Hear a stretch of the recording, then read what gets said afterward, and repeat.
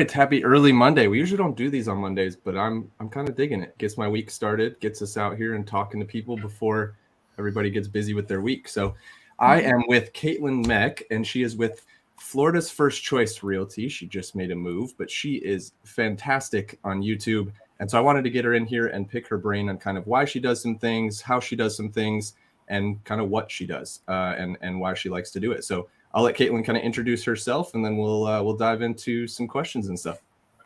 Awesome. Thank you for having me, first off. So I actually am a Tampa Bay native. I grew up out here in the suburbs, and I grew up in Bloomingdale, actually, here in Hillsborough County. I now live in Riverview.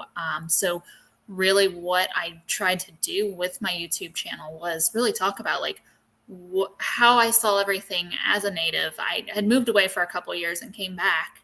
And really my big thing was like, I needed to find the silver lining. And now, I love here in the Tampa Bay area and everything, but initially I was not a fan of being back here. So I had to kind of make myself like it again and everything. And now, again, like I said, I love it. My now husband is a native as well and everything. And he's like, I'm never leaving. So I had to make it, make something of it instead of hating myself here. No, that's a great way. I mean, that's a great way to kind of segue into and introduce why you do it. And, everybody's got a reason, right? And that's just as good as anybody else's reason too. So when you started making content, like, did you find difficulty in understanding how it all worked and understanding like the editing and that kind of stuff? Yes, 100%. So I grew up as a theater child. So I did have kind of that performance type of thing. I danced all growing up and everything, but the talking part of stuff really freaked me out. But I knew I wanted to get the information out. And initially, like when I first started my channel, it was, the basic, kind of boring real estate stuff. Like, here's what to do with this and here's what to do with that. And what's an HOA and that kind of stuff. And I finally got into a course that talked about like, no, talk about the local stuff. This is what people are really wanting to know. Like, they don't really care so much about that real estate focused stuff until they're in the moment and everything. But I mean, you're going to get people all the time looking at your stuff because they think it's interesting. I've talked about some of the local preserves and stuff near me, and people love that stuff. Like, I've had it shared in some of the neighborhood groups and they really enjoy that. And so that's, what I struggled with to begin with. And then the editing part, we kind of talked about it before. I didn't know what to do with editing. That was like my biggest, I guess, hurdle for starting my YouTube channel, really, because I had never experienced anything like that. And then from the information that I had, I was like, oh, well, I can use a Mac and I can, do iMovie and do all this and everything.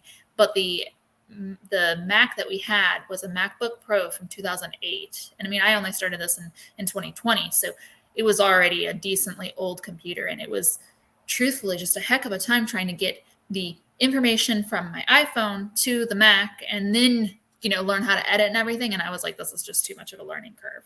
So I immediately actually delegated out my editing to Fiverr and stuff. So since then, my husband has encouraged me to practice editing on my own and learning and everything. And I finally am editing on my own. I mean, it's obviously a little more basic, but I'm doing it. And, it's exciting, actually.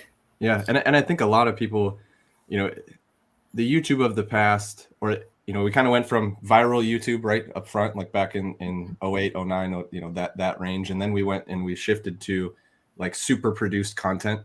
And that overproduced content, we call it now, because it's like, we just don't need all that extra stuff, right? And so I think a lot of people, especially in the real estate realm, that don't really understand it, they're still kind of stuck in that overproduced section where they don't recognize that, all that stuff is just extra stuff. We don't need it in the video to make a good video. Yeah, I mean, because it comes down to, these people who are watching these videos, especially as agents and, trying to just get that information out there. That's all they want is the information. They don't care if you got this great transition or if your skin looks flawless. They just care that you're giving them the information that they're looking for. Absolutely. And we live in Tampa Bay.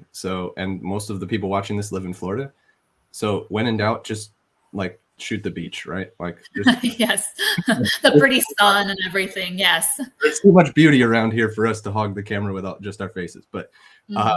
yeah, so how do you have you seen success with it with YouTube? And I mean, obviously your videos are awesome. That's why I have you in here, because I think that you bring a value as a kind of the process setup.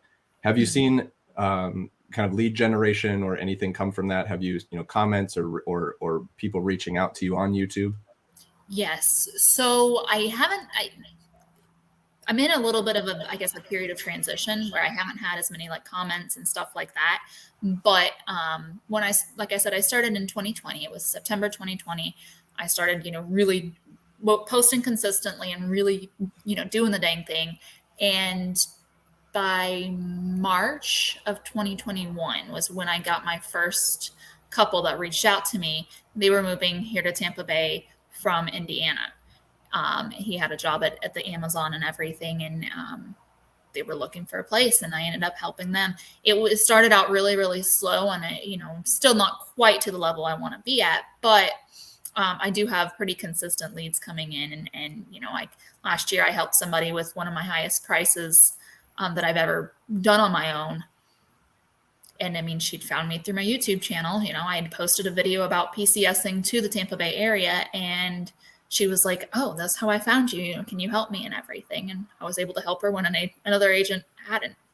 Yeah, that's awesome. Yeah, I mean, ultimately, if we look at it, it's investing time, right? And you've definitely invested some money on the backside with, and then we talked about like the delegation piece, and Fiverr can be an animal in its own with Yeah. finding the right people. I think I told you I've tried to outsource to Fiverr that guy that I sent him one video to edit, and we talked like 3 weeks ago. I still haven't seen any of the the videos, so I'll be pulling that back. But you introduced me now, so you've got a ton of long form content, right? And obviously the shift is the fast and the YouTube shorts and the TikToks and all of that stuff. How are you using that older content, or how are you taking that older content and getting it into kind of these new age like different ways of the short form content? How are you taking it from A to B? So what I found is called video.ai, I believe it is. And it literally, like, you just send it the link, and it takes them, and it kind of pulls, I guess you'd say, chapters from your long form content and turns them into the short form content in the right, in the vertical position, and with the captions and everything. And then you can go in and edit it and everything, because not always is it completely correct. Like I had one that I was talking about, a Jeep event that I did out in Polk County and everything, and it pulled Jeep to cheap, and I was like, that doesn't work right. So you sometimes have to edit those things. But I mean, it pulled, for my first one, I think it pulled like 6 different sections and everything, and I was like, oh, this is awesome. Then you can just post it to the TikTok, the Instagram reels, the Facebook reels, even the YouTube shorts, just taking your long form and putting them in shorts and everything. It brings up your viewing and everything, and helps you grow. So it's been a really big help, actually. Yeah, that's one thing with the YouTube shorts I've seen have really kind of grown my channel personally.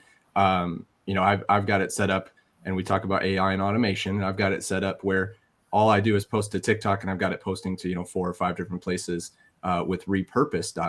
I think it's repurpose.io, and it's a fantastic tool. But the other side of that is, like, because I've posted so much on TikTok, now we're approaching 1,000 videos on YouTube, and it's like I'm seeing the growth, right? Like on TikTok, I'm getting a couple hundred views, but it's not even for me. It's like, okay, let me aggregate all of it, right? And YouTube is bringing me now, because I've really been so consistent with it, like you mentioned, I'm getting like between 12,000 and 15,000 views a day on YouTube Shorts, because that's what they're pushing. So that video is a huge tool to bring to the table.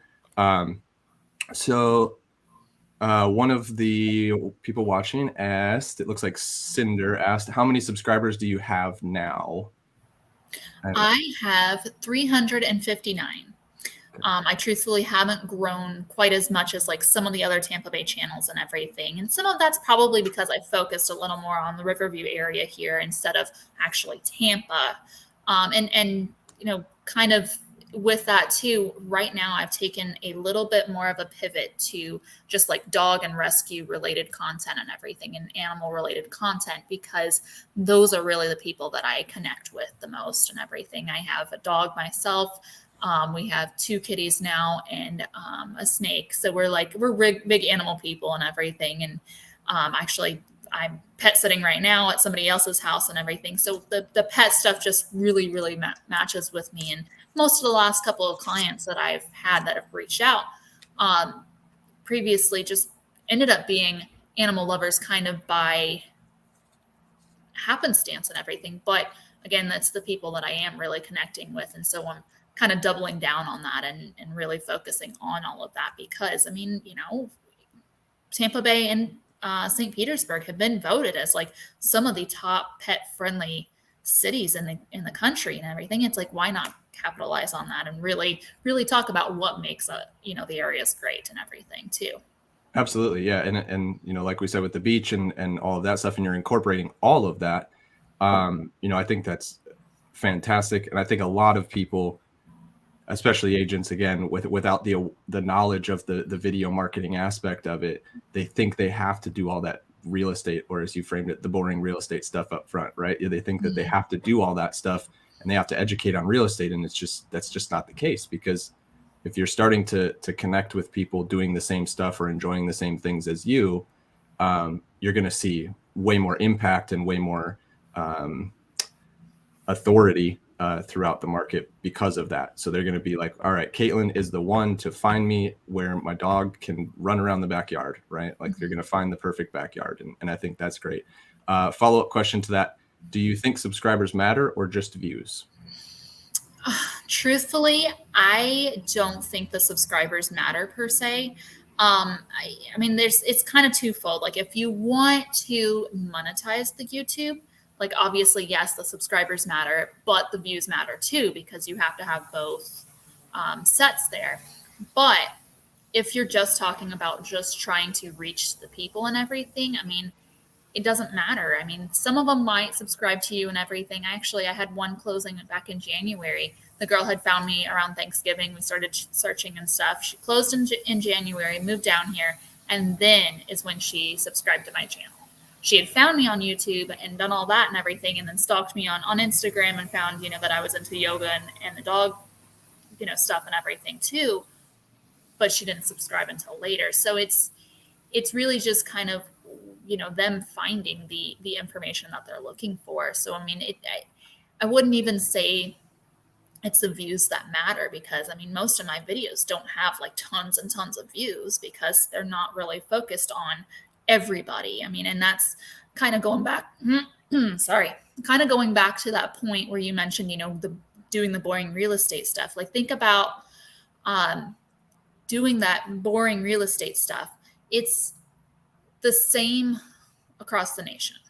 So when people are searching for that, you're competing with all the other agents across the nation that are on YouTube.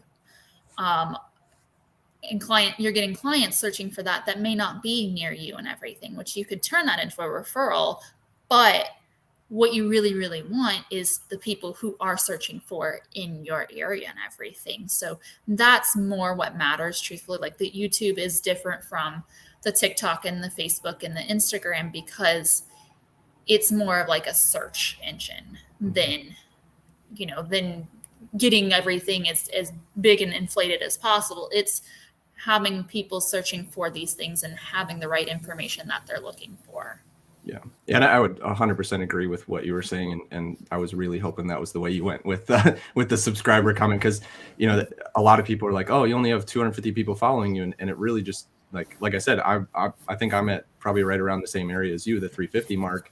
And I still, we're still pushing because of how the content is creating and people are liking it. And ultimately the answer is, let's create content that can be shared, right? Let's create content that people are interested in. And it doesn't matter if you get 200 or 20,000 views or you have 200 or 2 million followers. It just doesn't matter. And, I can't really say, I guess, 2 million because I've never experienced that. So I don't know what that looks like. But like you said, with the monetization thing, I think that's extremely accurate. Unless you're trying to monetize, just create good content kind of thing. Exactly. And I do know Cinder is an agent that's doing similar things to you, where she's creating lifestyle content kind of things, and she does a lot of like shelling stuff on the beach and finds like massive stuff and really cool. And I think like she's definitely going the correct direction with that. And she just made a comment about how she posts her hobbies and tries to throw in her brand name, the adventurous realtor, and that kind of stuff. So she's really kind of starting her branding journey that way. You mentioned the dog thing. What like how do you get that kind of worked in with your content? Are you just focused on like dog activities, or how are you bringing that more into your video? So I've kind of done a couple things. I've really tried to talk about like neighborhoods in the area that are even more dog friendly and stuff. I mean, for years I've had a little guide that I call, pet guide to pet friendly South Shore, which is, what the Riverview South Sun City Center kind of area is called down here. And it talked about, great local pet stores, like, for food and all that good stuff and everything. Talks about neighborhoods that have dog parks nearby, as well as some of the dog parks, like the county that are county owned and everything, that you can just take your dogs to, and it, more of a public type of thing. So I've always had that kind of content. I talked about like all the dog parks in the area and stuff, and then, some of the dog beaches and stuff, at least on this side of the bay. But what I've really taken a more like with more of my pivot now, what I've done actually is, and I'm hoping this actually ends up getting some really good results, is I've gone and done some home tours and everything, which, everybody loves looking at pretty homes and stuff, but I've taken it a step different and made it a tour from the point of view of the pet. So I've really taken my dog and put him in a couple of them, and just he's voicing like, oh, this is my favorite part of the house because I like to sunbathe here, or I like this part and everything. And then I did one here in Sun City Center where the home had this really, really nice back porch, and then the people that owned it had these cute little topiary things that were shaped like dogs. So like I incorporated those into the video and stuff. So that's what I've really done. And and I'm talking about, hey, this local business that's a doggy daycare, or this business here, or just this business that's been really dog friendly because of this or that and everything. So that's what I've been really focusing on now, with the pivot and everything. Yeah, that's the perspective of the dog, I think, could be something that separates like from a long way, right?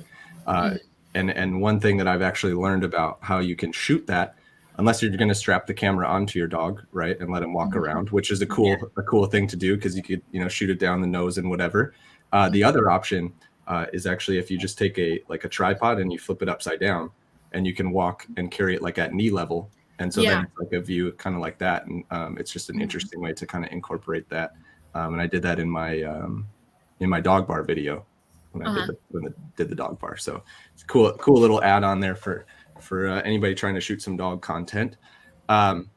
So you and I have talked, and I guess we would both consider ourselves introverts. So how do you get yourself over the hump of being an introvert and getting out there and being able to utilize video?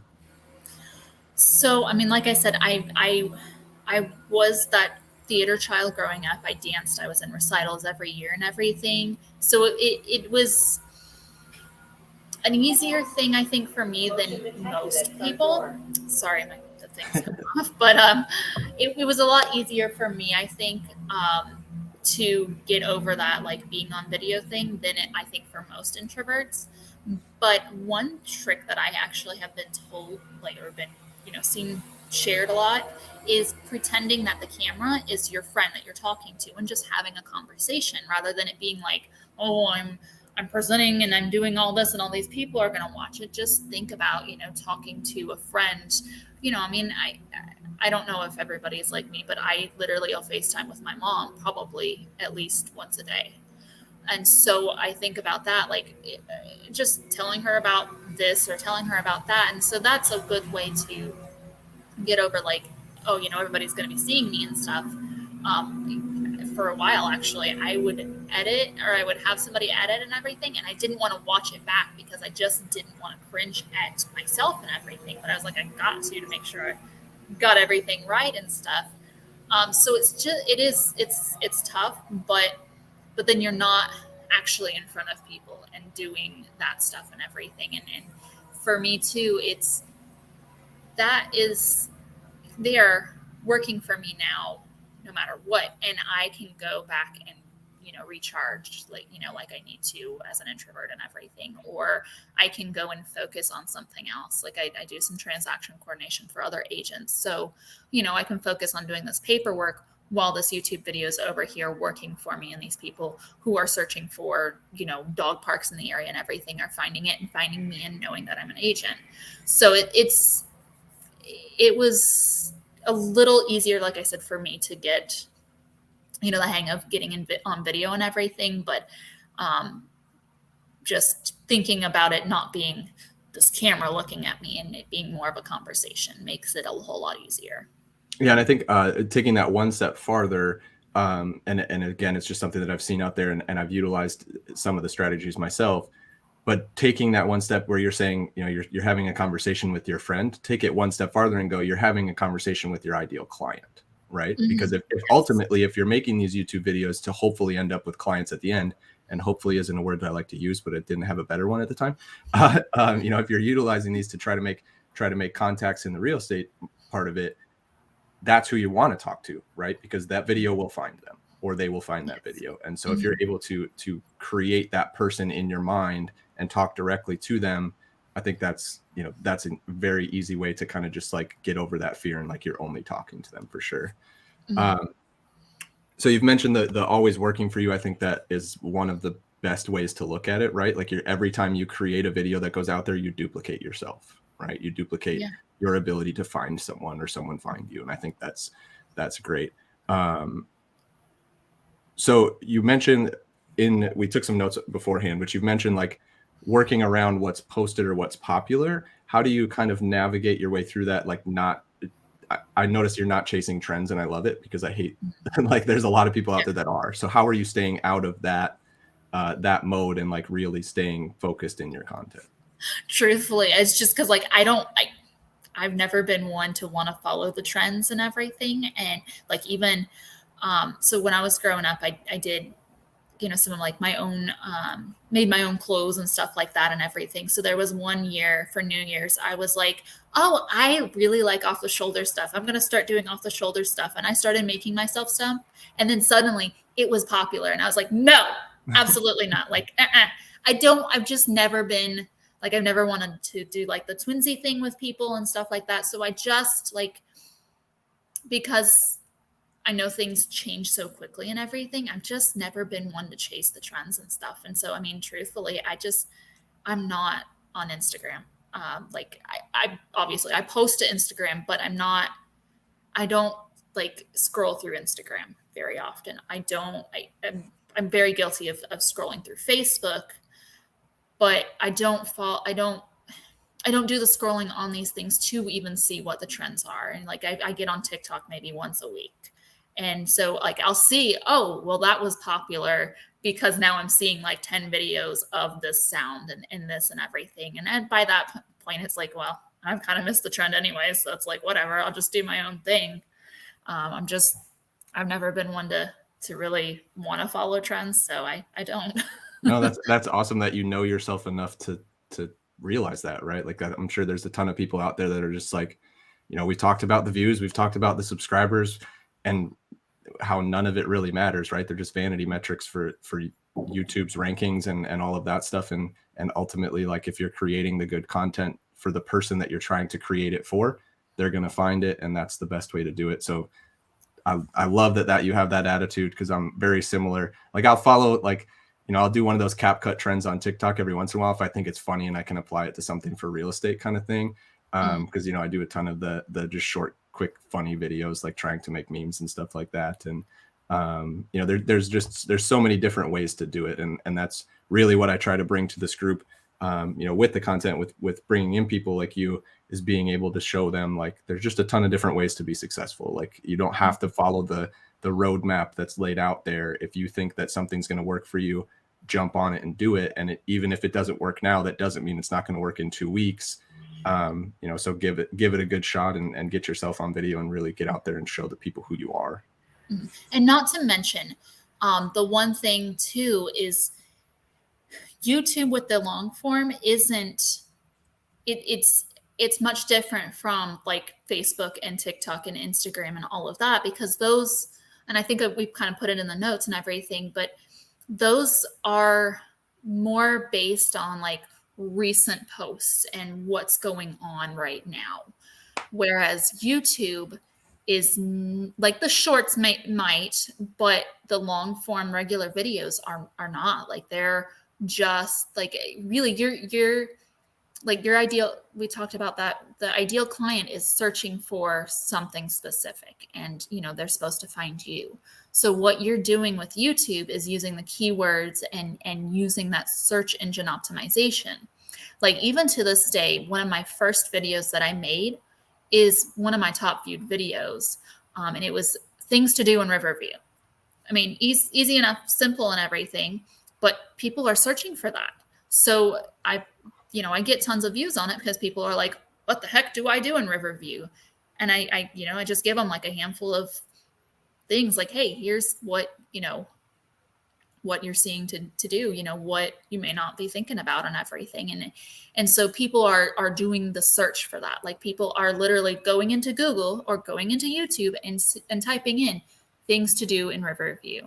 And they have been for 2.5, 3 years. Well, I mean, they've been doing it for much longer than that, but they've been doing it for that long and finding my video, and that's how they're finding that. So that's the big difference there between YouTube versus the short form contents and everything is it being more of a search engine than the popularity thing.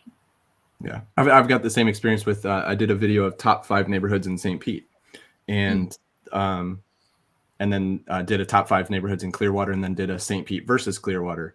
And it's really interesting to watch, like week after week, those 3 videos are ranking in like the top 5 or top 10 videos of comments or interactions and watch time and all of that stuff. So definitely the YouTube game is the longer game, but it's a more quality game too. And not having to worry about all those vanity metrics because somebody's going to find it, right? Like, and that information is also staying there. I mean, it's not like the top 5 neighborhoods in St. Pete changes, day by day or week by week or anything. It's pretty much the same. And I mean, you can put in some of these stuff that does change and everything, but because these people are searching this, when they're ready to, they're going to find that video either way and everything. And just being there and having it there. I mean, like I said, I haven't even updated the things to do in Riverview video, and it's been almost 3 years, and people are still finding it and still searching it. And that's what you want. Yeah. And that's the best part about it, right? Is it's always going to be there. And even if it does change, right? Even if the top 5 neighborhoods, like if something changes, then you have an interaction point because someone's going to comment going, oh, I don't think that's true. And then, then you've got to comment back and forth and creating more engagement that way. Or then you can also go in and do, like there was, when they were opening the lagoon over here in Waimama, that was one of the first videos that I did, was talking about, what was coming and what they were doing. They hadn't opened the lagoon yet and everything. So once they opened the lagoon, I did another video, 2 years later, and said, here's an update, and here's what else. And you link it to that video. So then people, see that first video and say, oh, well, maybe this isn't right or something. And then they see that link that says, oh, here's an update for, here. And they'll be like, oh, here it is. Let's see if they've got the right information now. And then that's bringing you more views and people are seeing it and everything. And they see that you're keeping up with stuff too.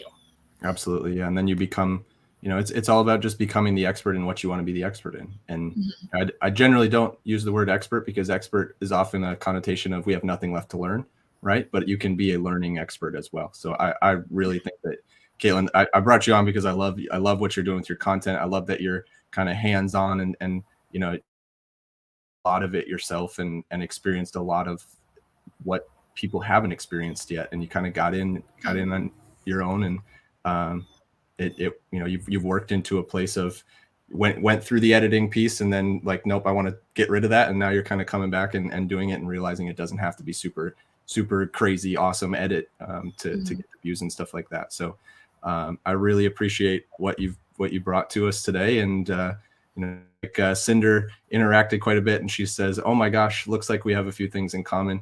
So you may have a new friend that you haven't met yet, but she actually lives like a block from me, so I know Cinder pretty well. But so if you've got any questions for Kaitlyn, feel free to put them under the video or reach out directly to her. Definitely go check out her YouTube channel. I'll post a link to it in the comments, and subscribe, even though it doesn't, it just helps you a little bit. So it's all good. But thank you for giving me your Monday morning, giving us your Monday morning, and we'll talk with you soon. Yeah, thank you for having me.